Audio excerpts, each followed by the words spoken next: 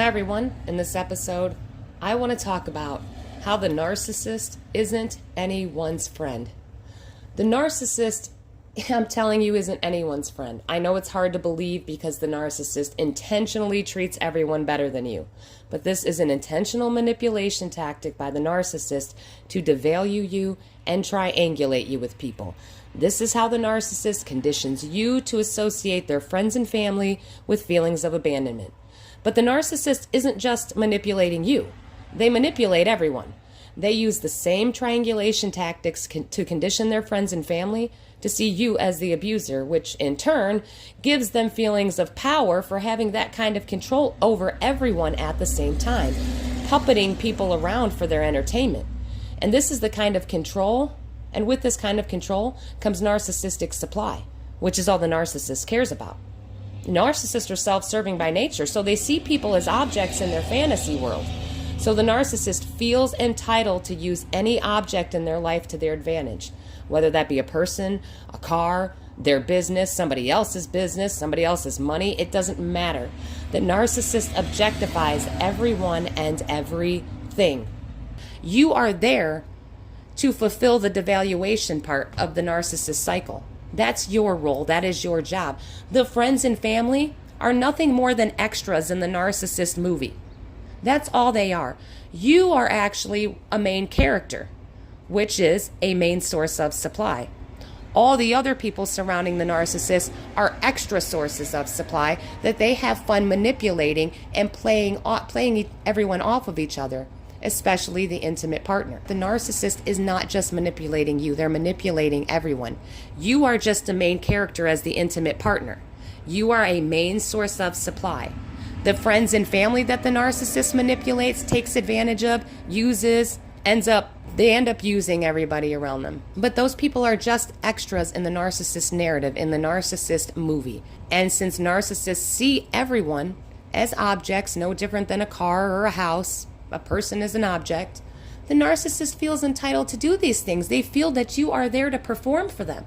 They feel that really you are just a cast in their personal little movie. And so what they do to you is okay because it's for their entertainment. When you're manipulating everyone around you, that doesn't equate to being a good friend. Narcissists, just the same way a narcissist pretended to like you and love you during love bombing, they're doing the same things with their friends and family. Basically, all they're doing is constantly love bombing everyone around them. So all people see is how awesome and nice they are. The same way they distracted you with love bombing, the narcissist is distracting their friends and family with the same tactics, just not romantically. And a lot of times narcissists will romantically flirt with their friends as part of their love bombing tactics, and it'll be very mild to just keep the people distracted from what the narcissist is really doing. It's all an illusion. Narcissists use love bombing as a distraction. So once you reach devaluation and you're being severely abused and the narcissist is treating everyone better than you, the only reason the narcissist can do that is because they're devaluing you and you're internalizing it. But again, all the narcissist cares about is puppeting everyone around. And with this manipulation and with this puppeting comes the narcissist's need to use people. Because you have to remember, narcissists see people as objects that provide the narcissist with resources.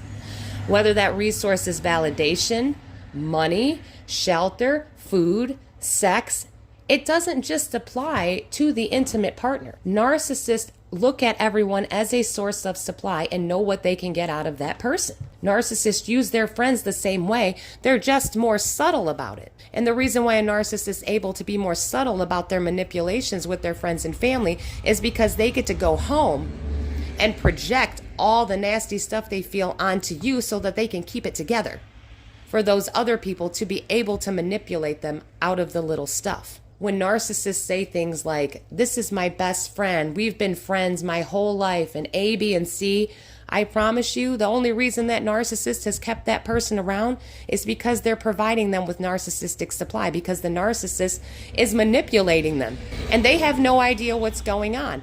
And most of the time, the narcissist surrounds themselves with people just like them. So they surround themselves with people who enable their behavior so no one recognizes how dysfunctional and toxic the narcissist really is. So no one recognizes the things that the narcissist is doing. Because when the narcissist surrounds themselves with people like them, all of these people are in need of external validation. That's why they're all so codependent. That's why narcissists are extremely codependent. This is also why narcissists need to make you codependent, because it's a way for them to secure narcissistic supply and validation.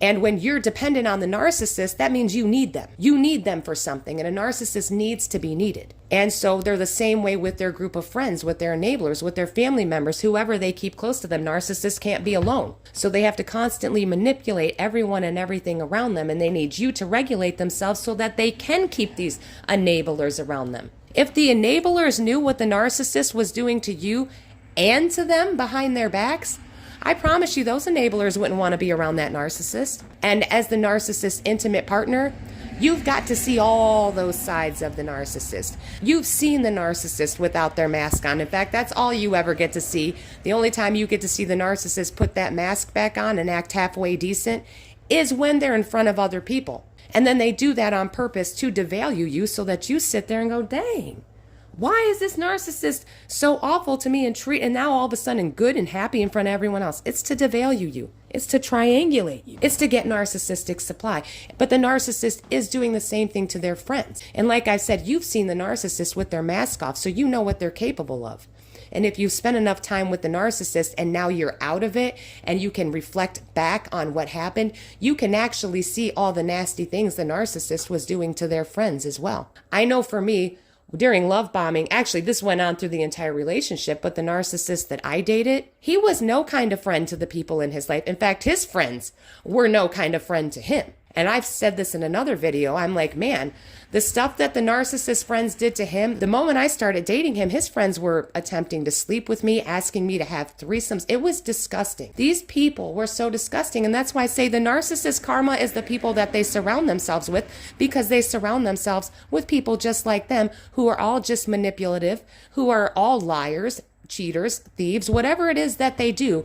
Whatever the narcissist is into, that's who they surround themselves with, so nobody notices this level of dysfunction. And I mean, when the narcissist surrounded with people just like themselves, like what I experienced, I mean, who needs enemies when you've got friends like that? And vice versa for the friends in the narcissist life. What do they need enemies for when they've got the narcissist? Because I'm telling you, the narcissist is no friend to anyone. When I was dating the narcissist, he had a female best friend. He swore up and down this woman was his best friend, and she was in a dysfunctional relationship, a toxic relationship, just like the narcissist and just like all the other relationships around him. This female best friend of his, she was having lots of problems. The boyfriend constantly cheating on her, throwing her out, doing all these things. And the narcissist would cover for the boyfriend. So while he's claiming this female is his best friend, now I'm sitting there witnessing all these things. This woman would call him crying. He isn't answering his phone. He's got it turned off. I can't get a hold of him. Where is he at? Why isn't he been home? Have you heard from him? And he would bold-faced lie to her. He'd be like, nah, I ain't seen him. I ain't talked to him either. And 5 minutes prior, he would talk to the boyfriend, and the boyfriend would say, hey man, cover for me. Because he was cheating or out doing drugs. I remember one time I said, is he cheating on her again? He was like, no, it's drugs this time. But he was covering for the boyfriend. And I looked at him, I said, you say this woman is your best friend and you're keeping this stuff from her.